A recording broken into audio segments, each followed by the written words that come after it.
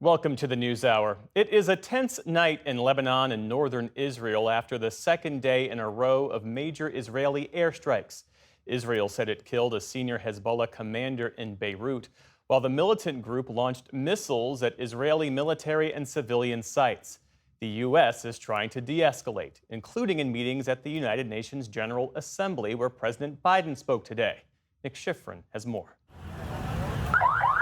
In Beirut today, the sound of sirens after an Israeli airstrike hit a residential building, leaving debris in the street.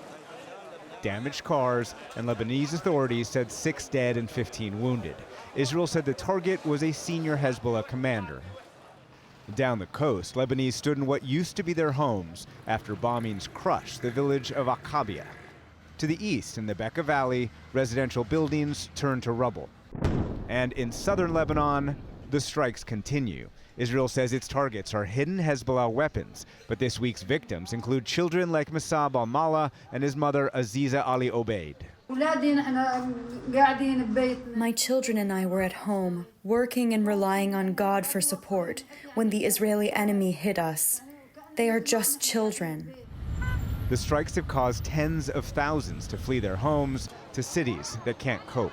No doubt that the circumstances we are facing today are extraordinary with the aggression we are witnessing. But Hezbollah continues its own aggression, including on this Israeli highway. Hezbollah has fired thousands of rockets into Israel, today hitting this supermarket in the Arab Israeli city of Tamra. Luckily, there were no physical injuries, but there have been victims of trauma in the city. Hezbollah is part of Lebanon's government and offers social services. But today, Israeli Prime Minister Benjamin Netanyahu said Hezbollah and its leader must be removed. Nasrallah is leading you to the brink of the abyss. He is endangering your country. Rid yourselves from the grip of Hezbollah. 7,000 miles away, President Biden again called for de-escalation. Full-scale war is not in anyone's interest. Even if the situation has escalated, a diplomatic solution is still possible. U.S. officials are trying to use the UN General Assembly to prevent all-out war. But a senior State Department official argues airstrikes designed to push Hezbollah to negotiate will lead to escalation. Today is the fourth time I've had the great honor of speaking to this assembly as President of the United States. It'll be my last. Today was President Biden's UN swan song, his final speech to the international community, after a half-century career often focused on foreign affairs, with a worldview defined by international collaboration and a hope that served as today's bookends. I entered public life not out of despair, but out of optimism. Things can get better. We should never forget that. Biden acknowledged the wars that shadow this year's assembly. Gaza. Bring the hostages home and secure security for Israel and Gaza free of Hamas' grip.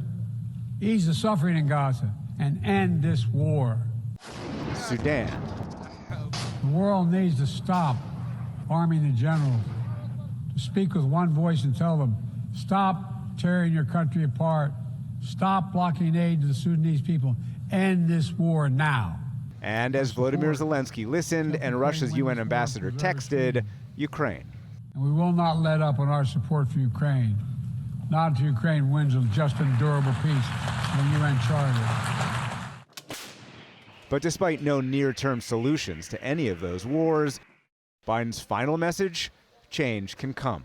Some things are more important than staying in power. It's your people.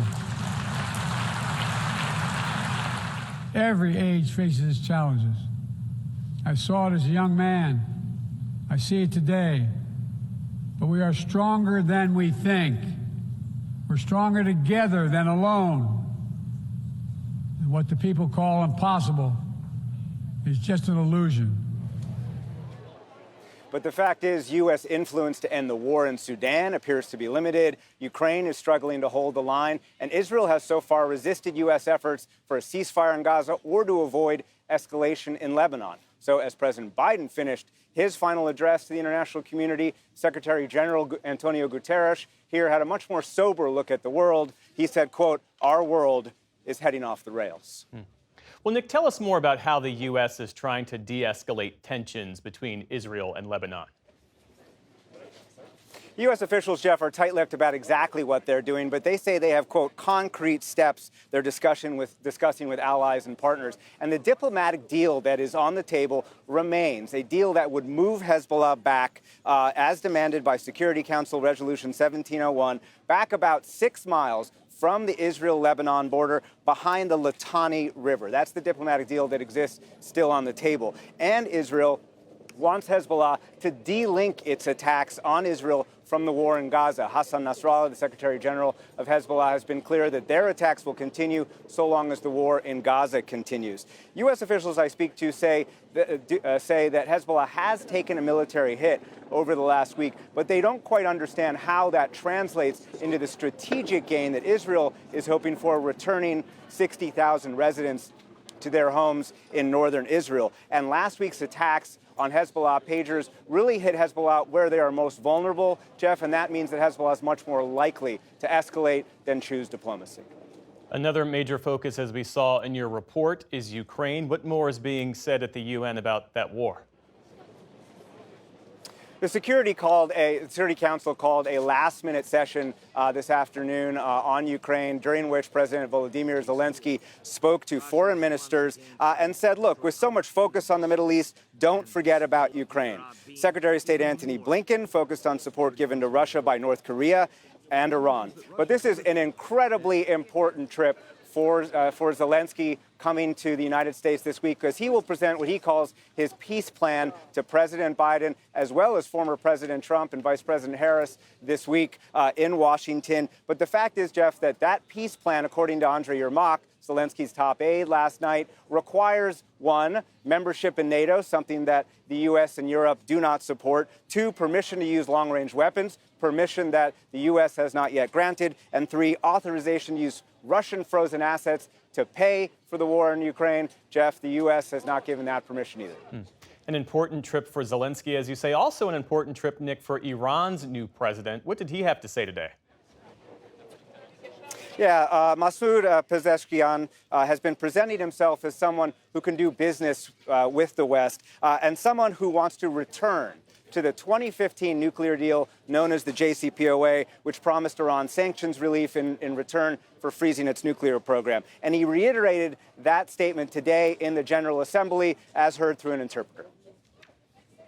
We are ready to engage with JCPOA participants if JCPOA commitments are implemented fully and in good faith. Dialogue on other issues can follow. The appropriate response to this message from Iran is not to impose more sanctions, but to fulfill existing obligations to remove sanctions, benefiting the Iranian people, hence laying the foundations for more constructive agreements.